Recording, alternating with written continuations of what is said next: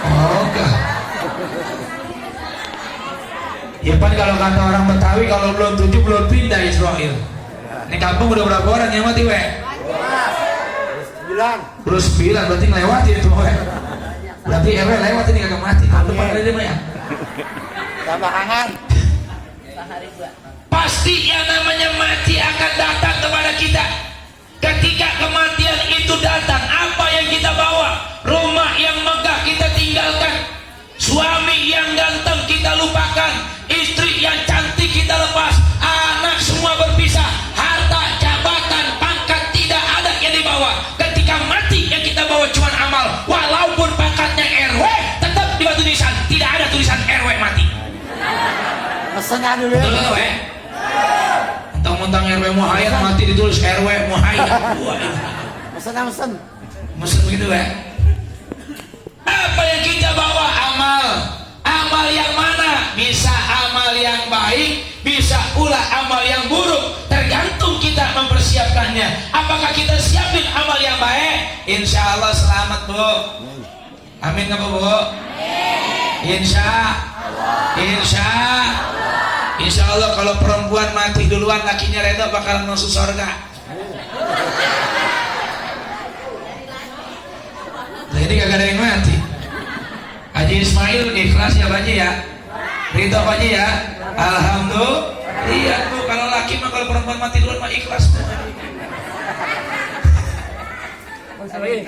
Ayu mra'atin matat wa zawjuha antara dakhalatil jannah. Ini hadis bilang di mana-mana seorang wanita meninggal dunia terlebih dahulu, lakinya ikhlas, lakinya ridho, lakinya nggak ngamuk-ngamuk, lakinya tersenyum, maka perempuan itu pasti akan masuk surga.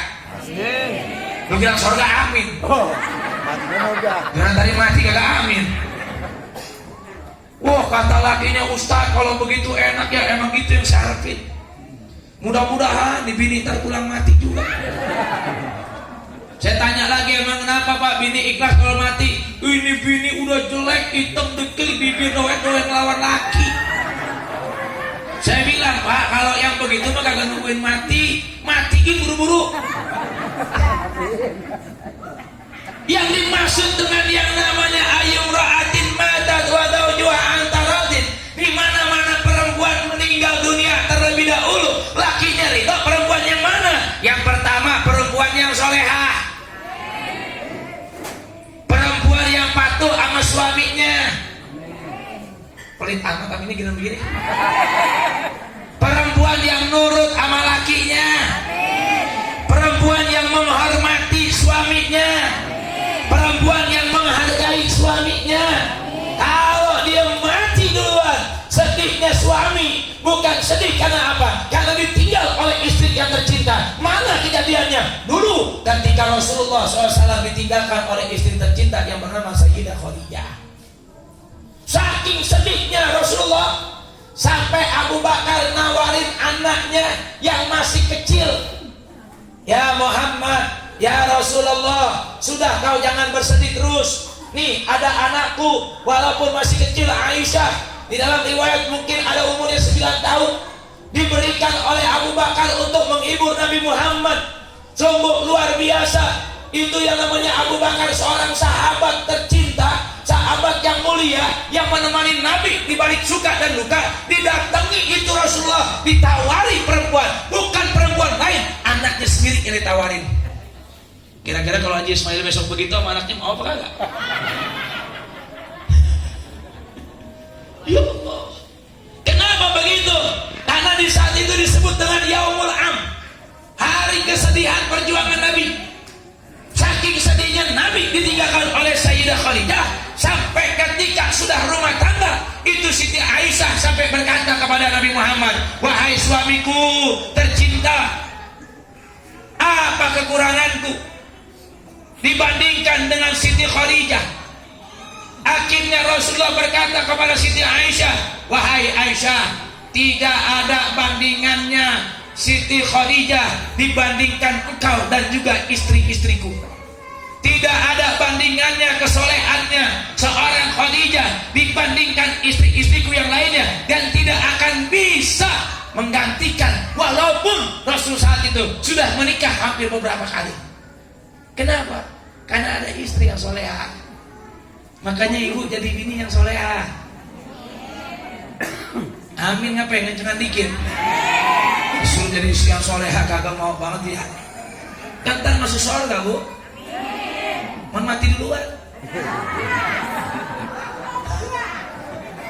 Wah, siapa aja ngomong begitu? Mana dia orangnya? Ya Allah. Ini sebuah pelajaran untuk kita, bahwa nanti kita akan mati. Siapa yang kita bawa? Apa yang menemani kita? Tadi dijelaskan oleh guru kita. Tinggal kita persiapin tuh bekal kita untuk pulang kepada alam apa? Alam barzah, alam kubur. Di mana di situ manusia nggak tahu apa yang akan dilakukan oleh malaikat munkar dan nakir. Masya Allah.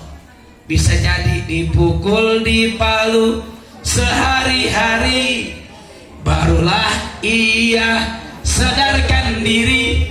Hidup di dunia tiada berarti, akhirat di sana sangatlah rugi. Hidup di dunia tiada berarti, akhirat di sana sangatlah rugi. Ya Allah. Udah masuk ke alam kubur, laki cuma nganterin doang. Dapat seminggu kuburan belum kering, udah kawin lagi.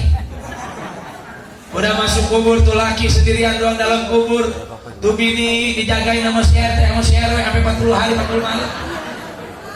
Bukan begitu ya? Ya Allah. Anak yang diharap-harap, anak yang ditunggu-tunggu doanya, anak yang ditunggu-tunggu Fatihahnya, anak yang ditunggu-tunggu bacaan Qur'annya, anak yang ditunggu-tunggu sedekahnya, tapi mereka tidak lupa untuk berdoa kepada orang tuanya. Apa yang mereka pikirkan? Harta warisan. Berantem adik sama abang, sampai bacok-bacokan, sampai mati-matian. Akhirnya itu yang namanya warisan dapat kagak, penjara iya.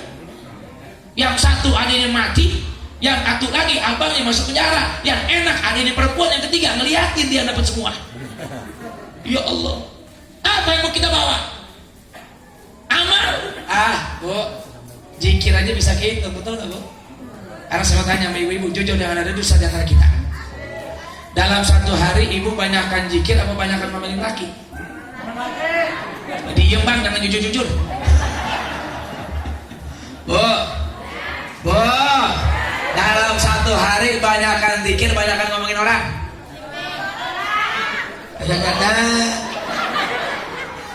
Dalam sebulan kita banyakkan sedekah apa banyakkan utang? Ya Allah. Ternyata amal kita masih sedikit. Maka amal yang sedikit belum tentu kita masuk surganya Allah Subhanahu wa taala. Kita cari wasilah untuk apa? Menuntun kita menuju ridhonya Allah Subhanahu wa taala. Mana wasilahnya? Nih, majlis taksim mana ini? Majlis takziah.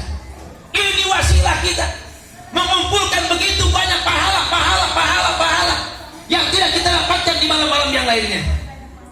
Mana majlis wasilah takziah ini? Menjadikan silaturahmi yang tadinya terputus menjadi tersambung kembali. Udah begitu nanti akan masuk pada silaturruh yang akan masuk ke dalam diri kita. Insya Allah inilah wasilah kita akan dikumpulkan di dalam golongan-golongan orang-orang soleh dan soleha. Amin ya robbal. Amin ya robbal. Ini udah menuju hari ya. Mudah-mudahan besok malam silaturahminya nyambung lagi. Amin ya Bapak. Silaturahminya nyambung lagi. Berarti kalau besok malam pengen silaturahmi nyambung lagi, ntar malam udah ada yang mati dulu. Wah. Biar Ustaz Sabrudin kagak berhenti mimpin tahlil. Ya Allah luar biasa. Ini guru kita Ustaz Sabrudin Mabun bulan Maulid penuh benar jawabnya. Bahkan kemarin dia bilang katanya bininya timbangannya naik 5 kilo. Gara-gara kasih perkat mulu. Alhamdulillah. Alhamdulillah.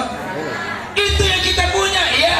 Dengan apa lagi kita punya? Yang kedua, dengan wasilah itu kita minta dengan keberkahan Allah dan Rasulnya. Agar apa? Allah menjadikan kita hidup yang penuh dengan keberkahan dan mati membawa keimanan. Karena nggak semuanya gampang bisa masuk husnul khotimah. Ketika sakaratul sakratul maut kita datang, siapa yang bantuin kita? Nggak ada. Suami, istri, anak, nggak.